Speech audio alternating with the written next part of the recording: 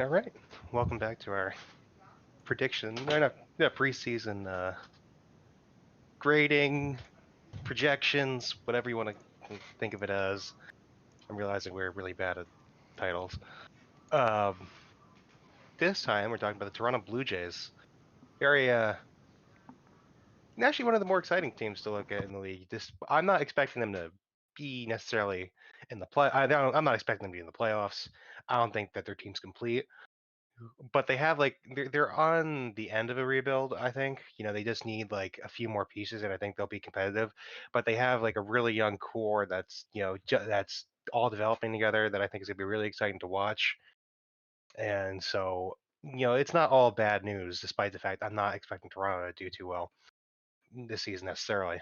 So I have to go kind of fast today, but let's talk about lineup. Their lineup is the most exciting part of this team. They have their top four guys are all young, athletic threats with a bat. First up, you got Bo Bichette. He came up and raked the entire league, like raked. Didn't stop raking for the first few weeks he was up. Like double after double after double. I went to a Toronto Blue Jays game last year, and the day after he got called up, I was like super pissed. I really wish I got to see him play. But he's exciting. He's really good at hitting, obviously, and very solid guy to have at shortstop. And he was so good last year. You can imagine what a complete season out of him could look like. Obviously, because it's his first full year, he's going to get the full experience, the ups and the downs, and so. But you should absolutely expect great things out of Bichette. Next up is Kevin Biggio. He was another big prospect for the Blue Jays. Didn't have the breakout. Definitely struggled a lot more than Bo Bichette did when it came to being called up. But it was only his first season. He's got an excellent batter's eye. So working, when you have good vision like he does, the hits will come with it. So as he develops, as he grows in the league, he'll be able to, really develop strong. He, you know, his stats don't jump out of the page for last year. He only hit 234, but he had an on base percentage of 364. He walked 71 times and only 354 at bats. He's only 25, so he's gonna have a lot of time to really develop and become a very solid baseball player. Lourdes Gurriel Jr. He's been up for a couple of years now, and so it's his third season in the league. He's starting to develop into a real threat. People are starting to realize, and he was developing into a real threat when he got injured last year. So it'll have to be wait and see.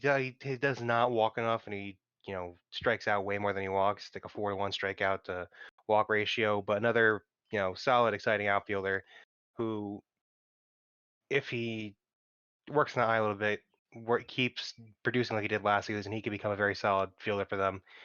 Vlad Guerrero Jr. is the one that everyone loves to talk about, and for good reason. Um, he came up with like massive excitement because Vlad Guerrero Jr.'s son, I mean Vlad Guerrero's son, and he hits just like him in the minors. He almost hit 400 in 2018 in the minors, and he's only 20. He came up at only 20 years old. Didn't really come up and do what everyone was expecting him to do. Only 15 home runs in 123 games. Kind of struggled a lot. Had that monster home run derby, hitting like 91 home runs, I think it was, in the home run derby. The funniest part about that was when the Rangers posted, "No one will ever beat this." It was like Josh Hamilton's,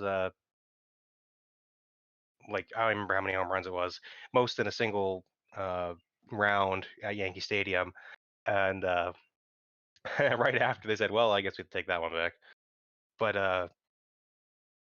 Vlad Guerrero Jr.'s the ceiling is super high for him. It was his first season. He had those rookie struggles, and he started to show what kind of a threat he could be with the bat.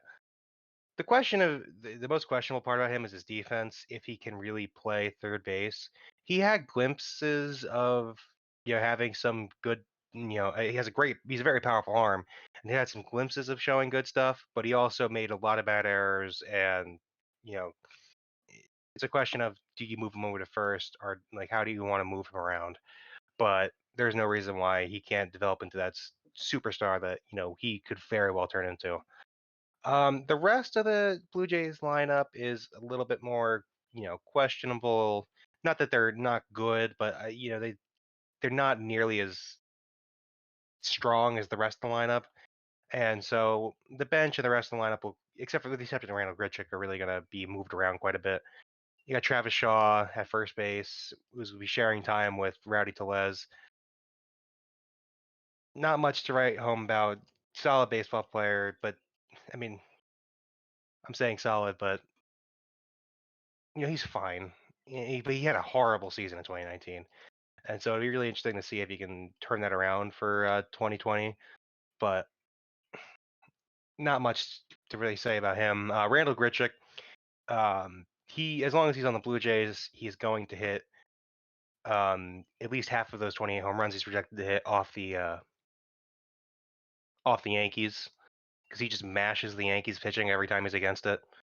And so I think someone did the math. If he hit off of Yankees pitching for the entirety of last season, he would have hit like 350 with like 40 or 50 home runs. So Randall Grichuk, he's been up in the league for a few years now.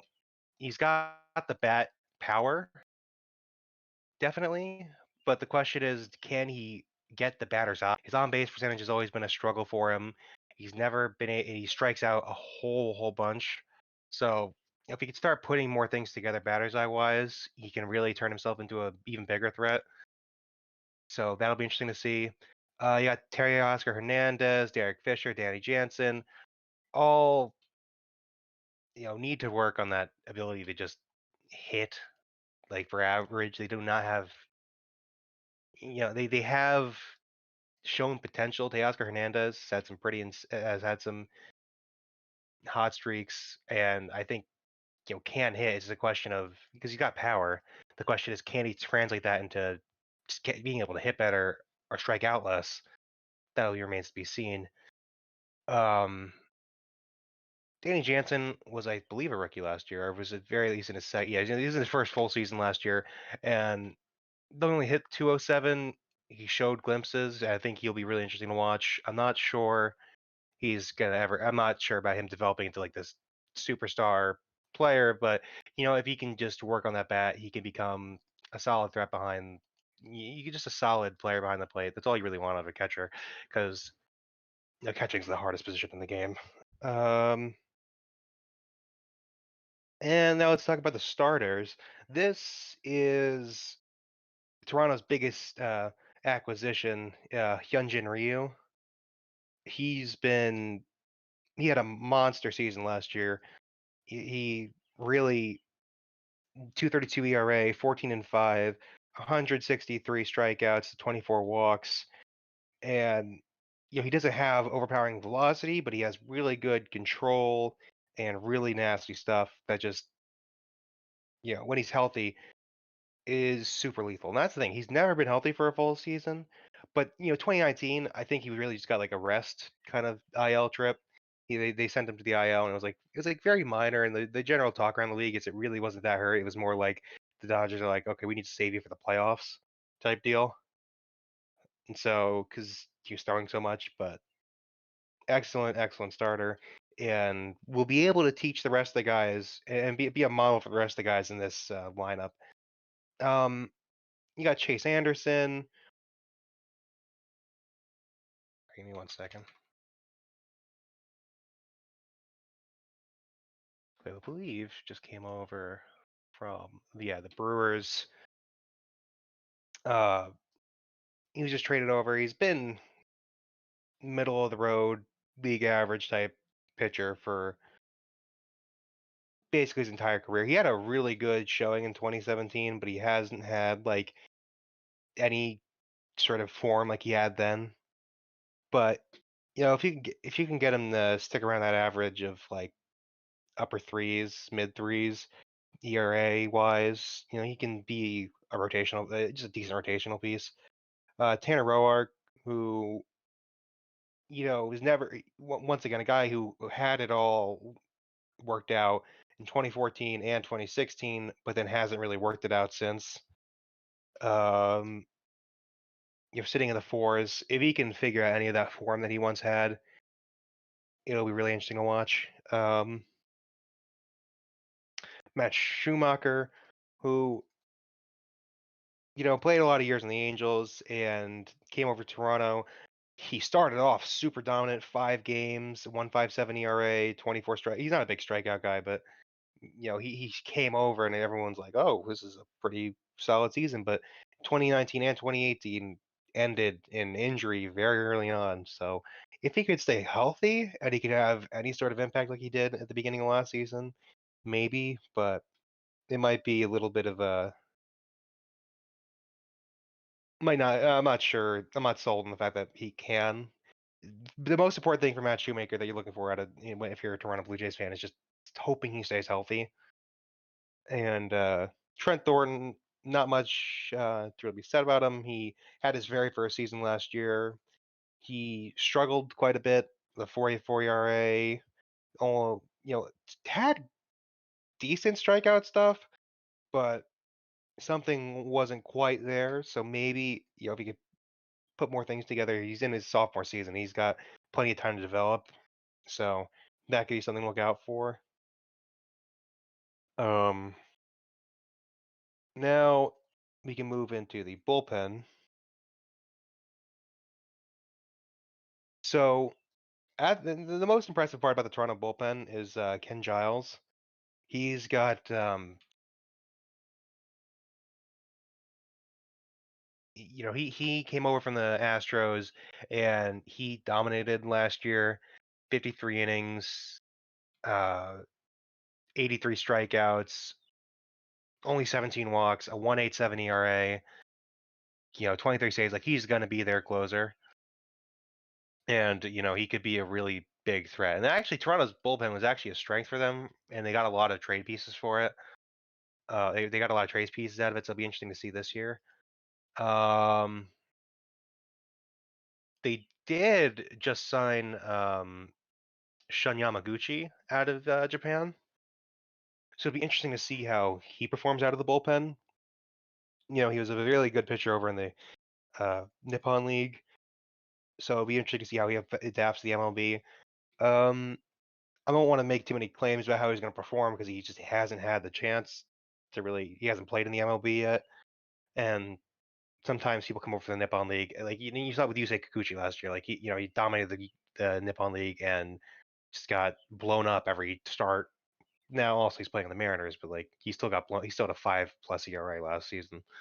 So I'm not going to make too many claims about Shun Yamaguchi's impact on the bullpen here because I don't feel comfortable making that assumption. Overall, you got like middle of the road guys who you hope can start to figure things out. Not too much to really be said about the rest of the bullpen. The bullpen's just lacking. It's just not enough. So it'll be real. So their bullpen it's the most lacking part, which is going to be a common theme amongst the MLB. Their bullpen is highly questionable outside of Ken Giles. So interesting to see. But overall for their general report card, lineup gonna give it B+. They got really great top 4 guys. Actually, no, I'll give their lineup an A. I'll give their lineup an A. They got a really threatening top 4 guys. You went from a B. You went from a B plus to an A. No A minus. Yeah, I think A minus is better. Minuses are because like their top 4 guys are just so good and so threatening. The problem is the bottom 5. The bottom 5 are just like maybe Randall Grichuk can. Question I mark. think Question marks. I think Grichuk puts him up to the A minus, but the rest of them are just like it's not nearly as threatening.